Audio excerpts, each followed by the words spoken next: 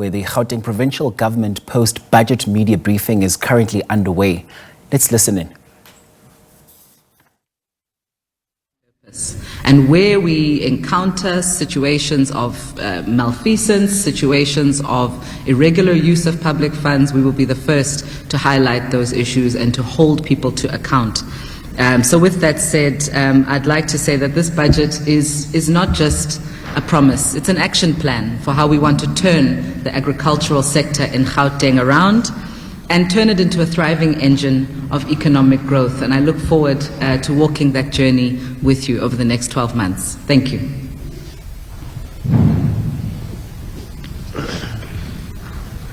Thank you very much. Good morning, everyone. So,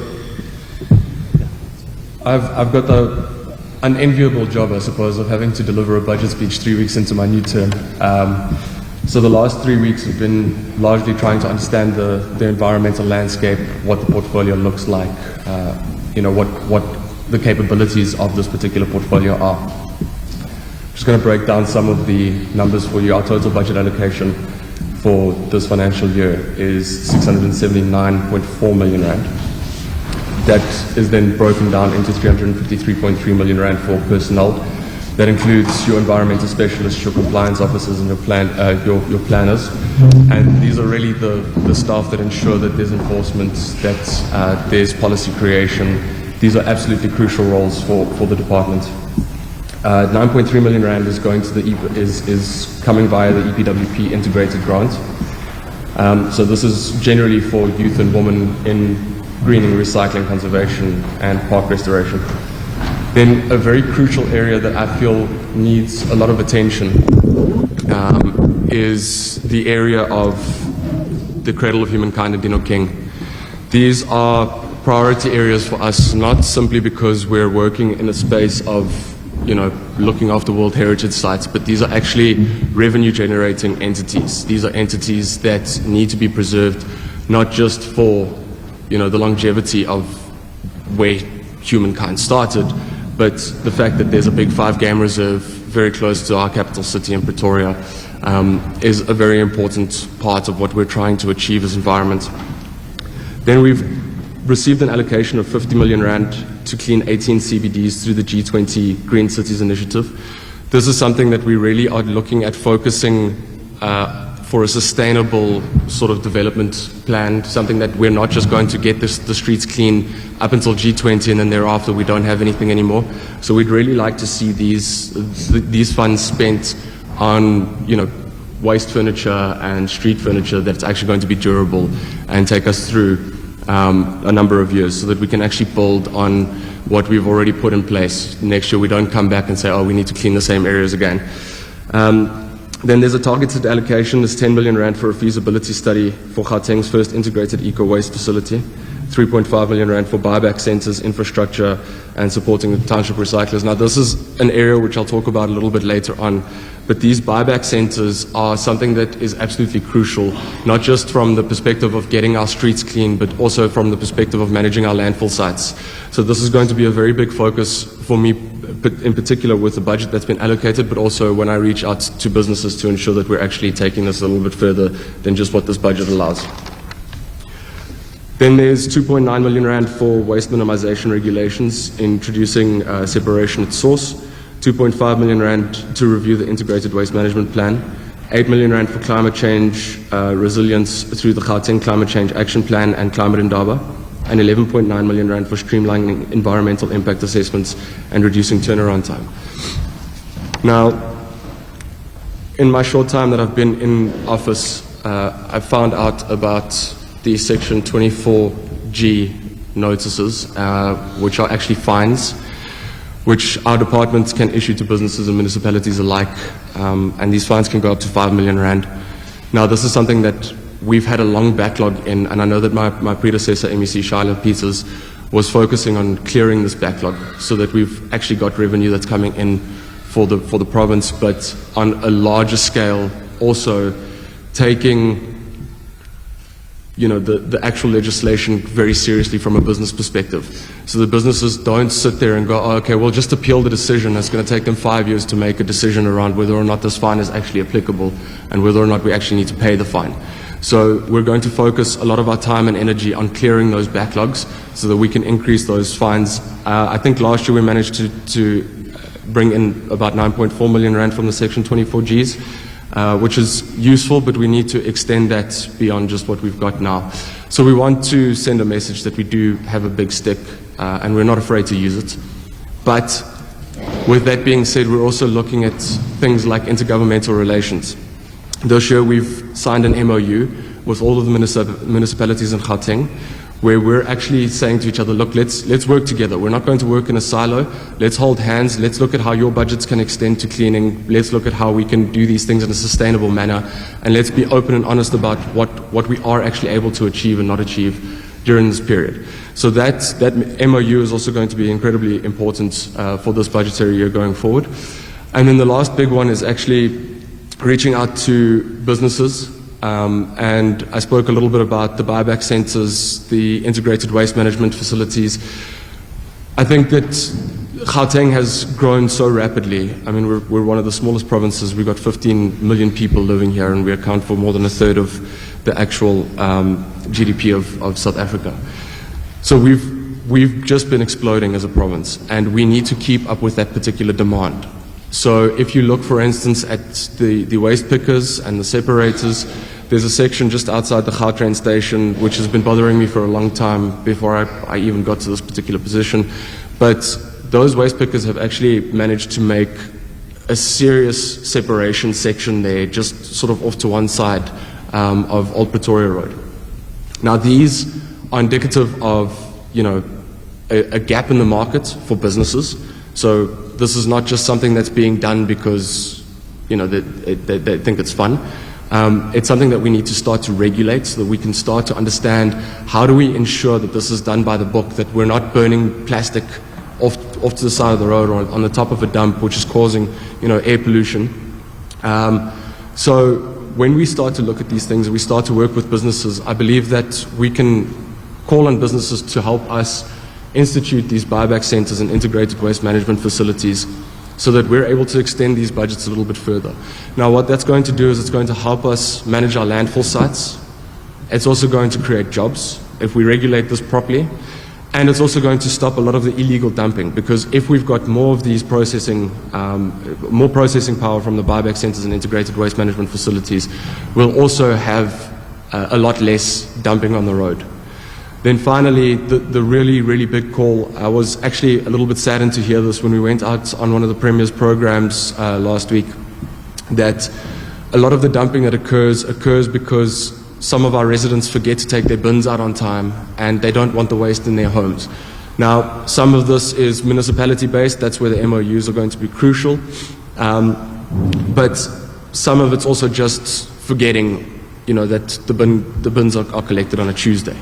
So we do call on residents as well to please make sure that their bins are put out on time, that they're not dumping illegally. If they do forget to take their bins out, please take your bins to a proper landfill site where you can dispose of your waste properly, because what's happening now is we're actually spending a lot of our budget having to re-clean a lot of illegal dumping sites.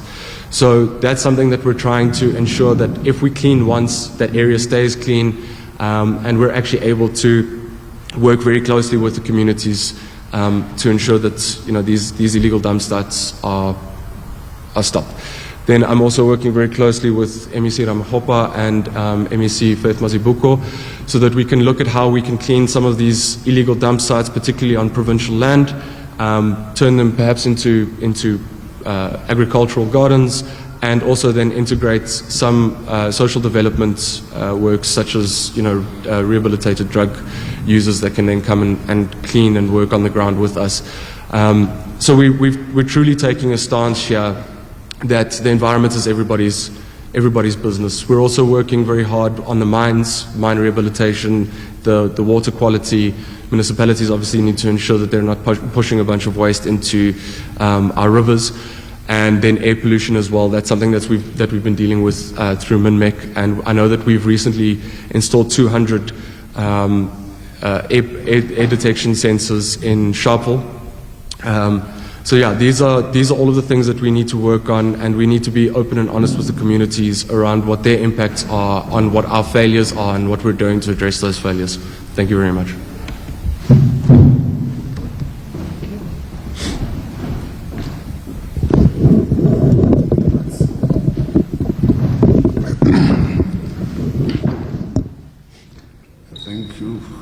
Steve. Thank you, colleagues. Good morning. I'll start with the Department of Sports, Arts, Culture and Recreation. The allocation that was received for the Department of Sports, Arts and Culture in Gauteng Province is 1.013 billion for the current financial year of 2025-26. How it's characterized, it's got 4 programs.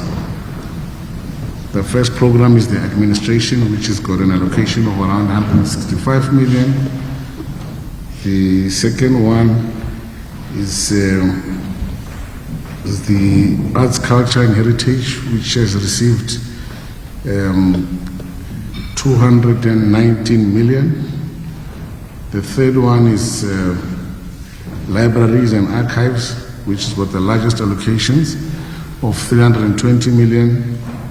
And then we have Sports and Recreation, which receives 308 million. This is the budget breakdown in the main for the Department of Sports. I'll further break it down I'll start with the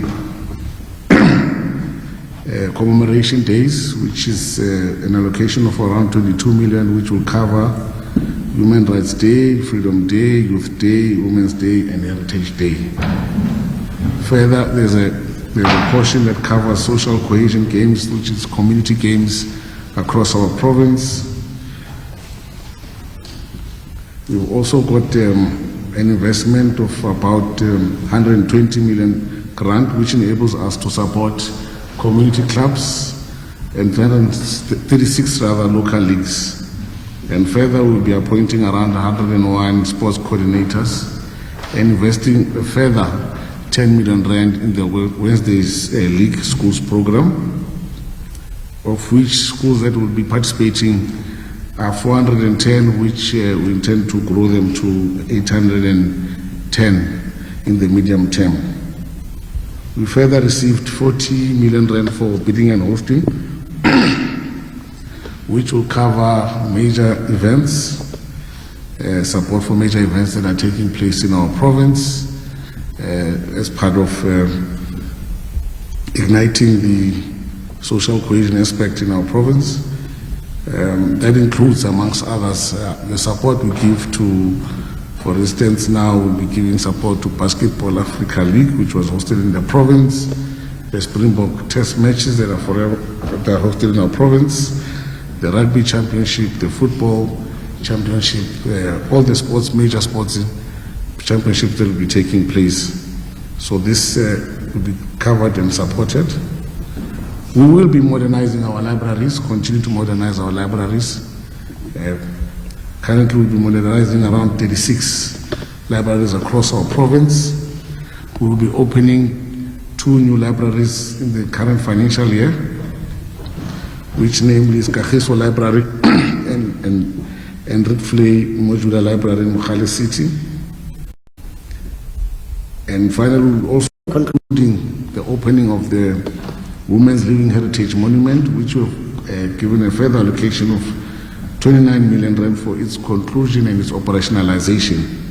So that will be concluded within this current financial year. We have been dealing with the repatriation. We have received 24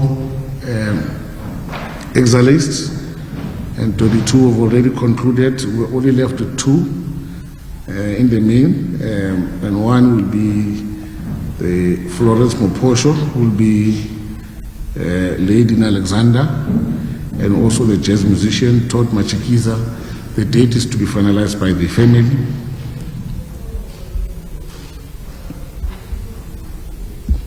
So that's around the Department of Sports, Arts and Culture in the budget breakdown.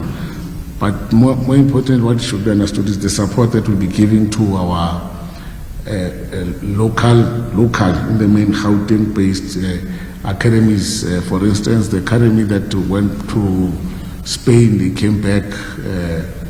We have to acknowledge that they did that work on their own, but as government, it was important that they came back as victors so that we also can acknowledge and support such. And we applauded them and acknowledged their work. And we've want to highlight and amplify rather dance as an art. It's an art and a sport at the same time. So there will be a significant support for that. But we'll continue to support, namely, all the other activities that we've been supporting throughout and obviously increasing.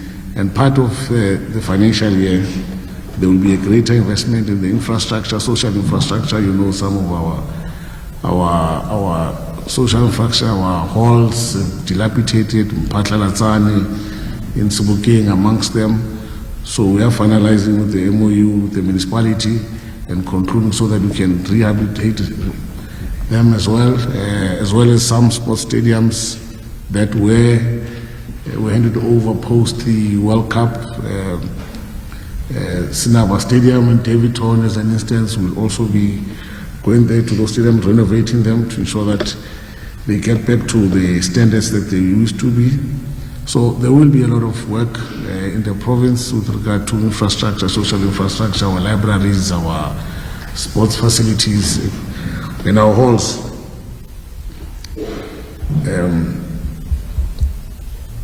That's in the main with sports. Without really not taking much time, go straight into education. In the main, budget allocation for education is 68 billion. That has been allocated in this current financial year. Out of that,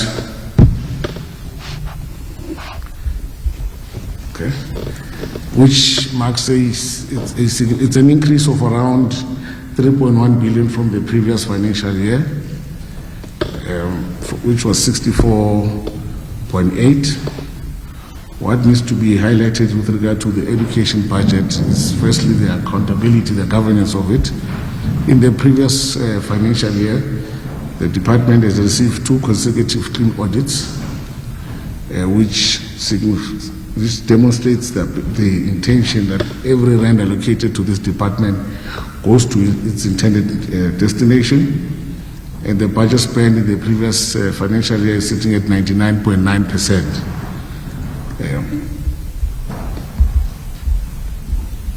So to break it down,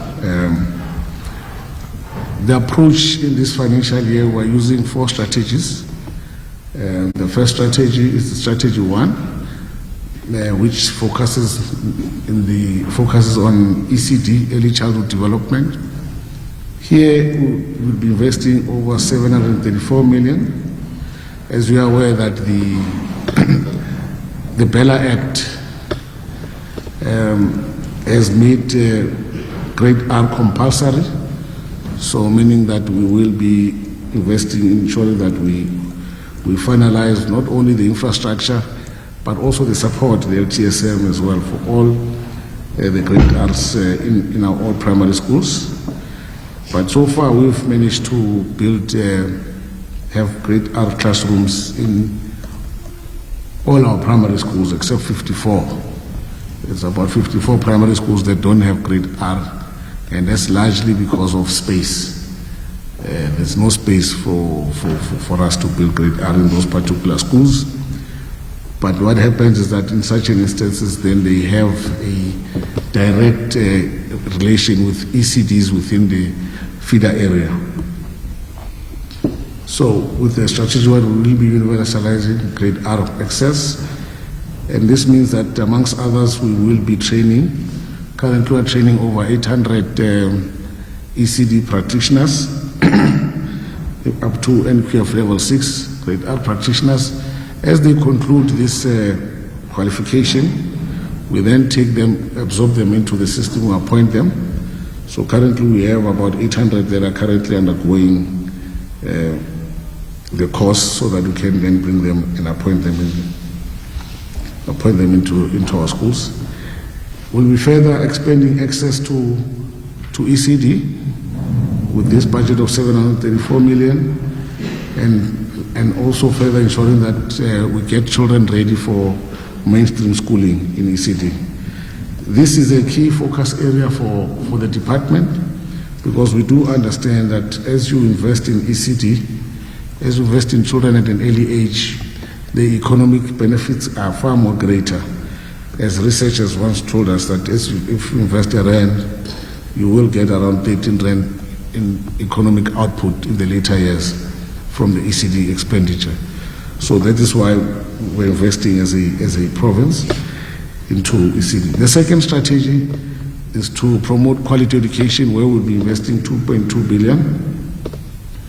This allocation will encompass largely language and literacy excellence through our GT language and reading improvement program, investing in mathematics and science advancement, investing in technical skills development, and also investing in secondary school support for our grade 10 to 12 learners.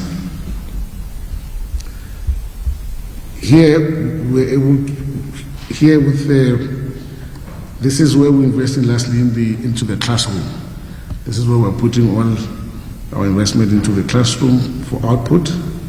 The third one is the changing the educational landscape, which is the largest portion of our investment, which is 3.9 billion.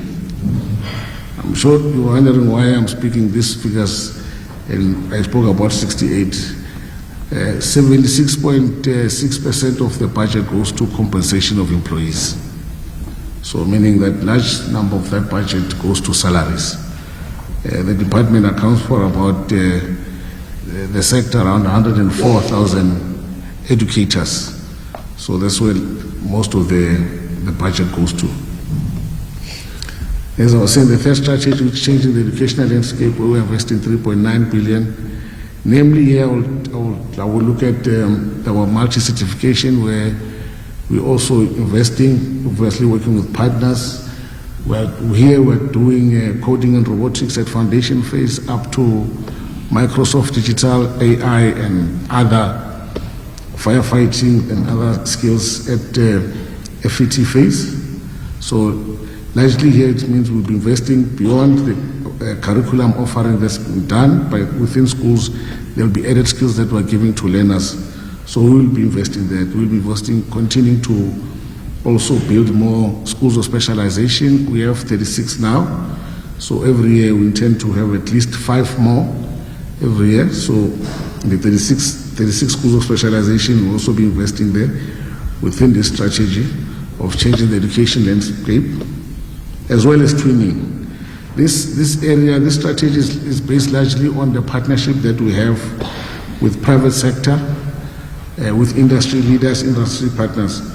So we'll be investing in the modernizing of our schools, the digital transformation of our schools. Currently, we've distributed over 60,000 learner devices, as well as education support and development through continuous professional development. So this is the support for educators. The last one in the strategy is the safe schools.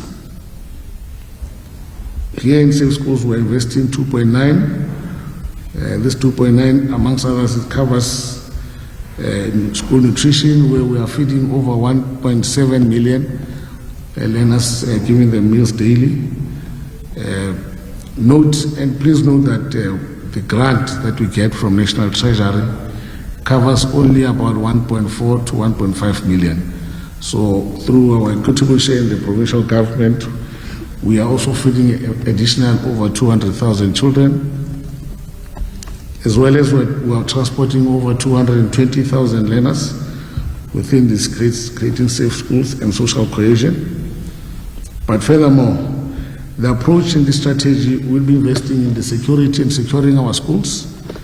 Currently, we have deployed security personnel that includes patrollers, private security, and also other partners in the law enforcement area. We are covering over 1,500 schools to ensure that there's safe learning spaces. We're also investing in the sports arts culture integration program, which is physical education, physical, creative, and emotional capabilities. Also investing in the health and wellness support for school health programs, And obviously I've spoken about our pro-poor interventions. So as I conclude, the impact of our investment has been seen with the performance of our province in the previous NEC result, where we've managed to achieve 88.41% pass rate and a 50.27 bachelor pass. And one that is significant is that 80% of our districts have been achieving, all of our 15 districts rather, have achieved over 80% consistently for the past 3 years consecutively, and also having some 3 of our districts achieving above our provincial target of 90%, and the significant improvement in literacy and numeracy outcomes. So in the medium-term sustainability, this shows that the provincial government's focus around skills development and education, which has seen our budget increase from the 2021-22 budget of 56.2 billion and to a projected 72.9 billion in 2027-28, which is around 29.7% increase in over 6 years. This shows a sustainable growth and support by the provincial government for education, ensuring that education remains its apex priority, and also noting that our provincial learner population continuously is increasing, which then puts pressure on the system itself. In this current academic year, we've seen an increase of over 130,000 new learners that have joined our schools. So overall, this is a significant increase in support and intention by this provincial government for education. Thank you. Thank you very much, all the witnesses to be summarized. I will now open the floor for questions from the colleagues in the media. And those that are streaming or who are assisting us via streaming as well, you can put questions and send the questions to the media. Can I do? So I remember your number 1, 2, 3, 4, 5. Yeah, do that all. We have hands. Yeah, number 1. So.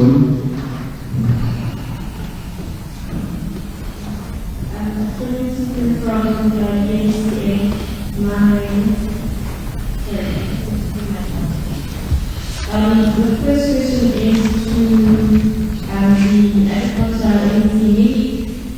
What would an ideal budget be when you look at the fact that the budget is 10% of the education budget, for example? Would issues like food security work hand in hand with health and education? So what would be a sort of more ideal budget for your portfolio? And then my second question is to the environment NEC. When you talk about killing the 18 CBDs, practically what does that actually look like? Does it mean bins? Will you be removing people if you can't do that? And also which CBDs? Proceedings there with the Gauteng government, with the various Gauteng MECs. We saw the MEC for Sports, Arts, Culture and Education, Matome Chiloane, the MEC for Agriculture and Rural Development, Vuyiswa Ramakgopa, as well as MEC for Environment, Ewan Botha, there detailing their spending plans for the 2025-2026 financial year, as well as placing an emphasis on growing Gauteng as a province. And we park it there for now, as well as that Q&A session that now gets underway, and we apologize there for the audio quality on that.